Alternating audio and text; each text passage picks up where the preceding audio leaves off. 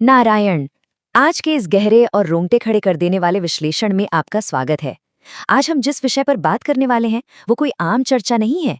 ये एक ऐसी यात्रा है जो हमारी और आपकी वास्तविकता की पूरी समझ को ही चुनौती दे डालती है। हम अक्सर जीवन को एक बहुत ही सीमित नजरिए से देखते हैं, लेकिन आज हम उस पर्दे को हटाने जा रहे हैं और जीवन तथा मृत्यु के बीच के सबसे गहरे सत्य का सामना करेंगे।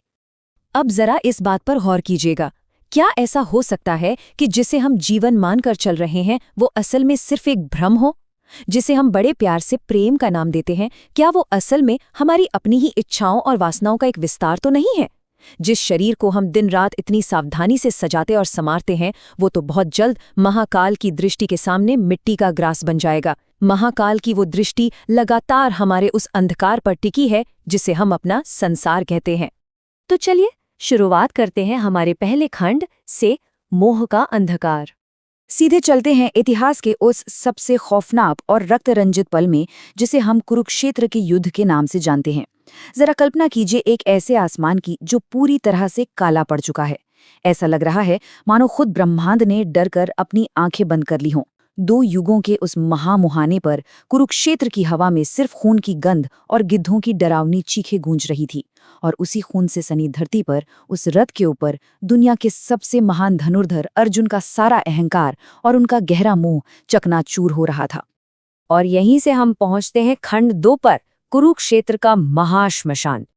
देखिए, इस महाश्मशान के उस पल में कभी ना हारने वाले अजय अर्जुन के हाथ भी कांप रहे थे।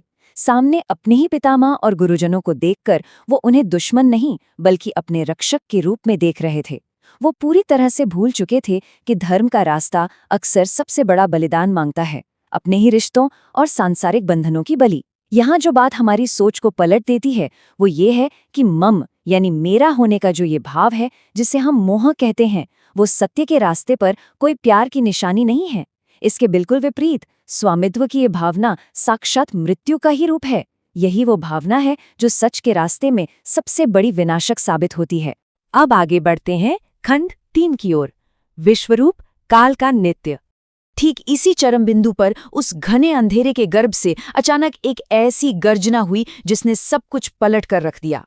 पश्य मे पार्थ रूपाणी, यानी हे पार्थ मेरे स्वरूपों को देखो। भगवान माधव का स्वरूप अचानक से बदलने लगा। ये कोई साधारण आवाज नहीं थी।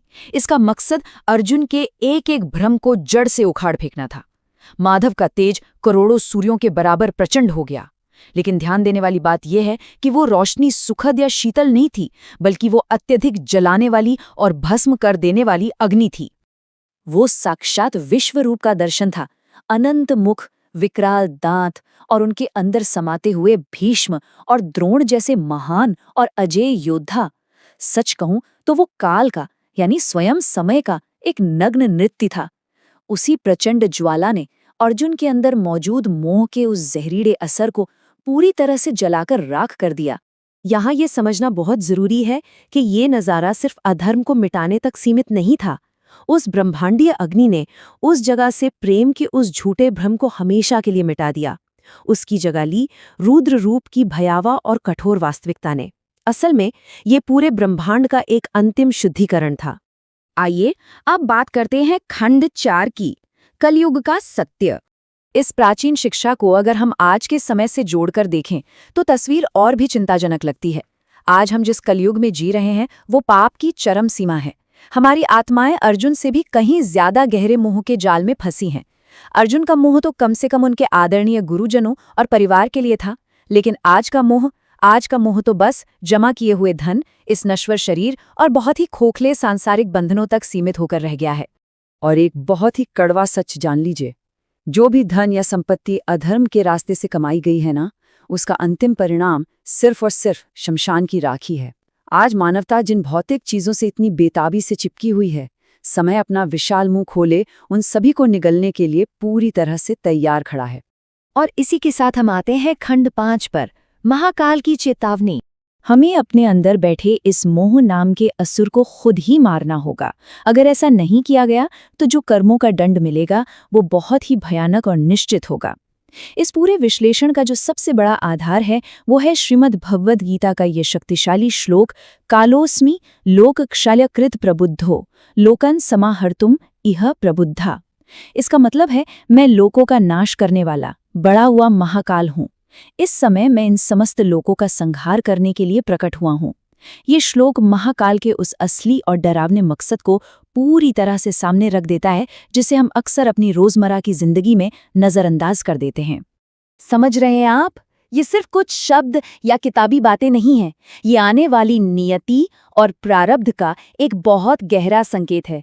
अगर इस अंधकारमय और कठोर सच को सुनकर भी हमारा दिल नहीं पसीजता है, तो पतन पूरी तरह से तय है। इसलिए इस ज्ञान को समझना और इसे गहराई से आत्मसात करना हमारा परम कर्तव्य बन जाता है। तो इस प्रस्तुति के अंत में हमें क्या करना चाहिए? सबसे पहले इस सच को खुले मन से स्वीकार करें। अपनी खुद की शुद्धि और स्वीकार के लिए अभी टिप्पणी में ओम नमो भगवते वासुदेवाय जरूर लिखें। इस ज्ञान को ज्यादा से ज्यादा लोगों तक फैलाएं, क्योंकि ऐसे गंभीर विषयों पर मौन रहना भी एक तरह से अधर्म का साथ देना ही है। और अंत में इस चैनल की सदस्यता जरूर लें, क्योंकि क्या पता काल की अगली पुकार शायद अगले ही पल किसी के भी द्वार पर हो सकती है। इस विचार के साथ मैं आपको यहीं छोड़ता हूँ। गहराई से सोचिएगा।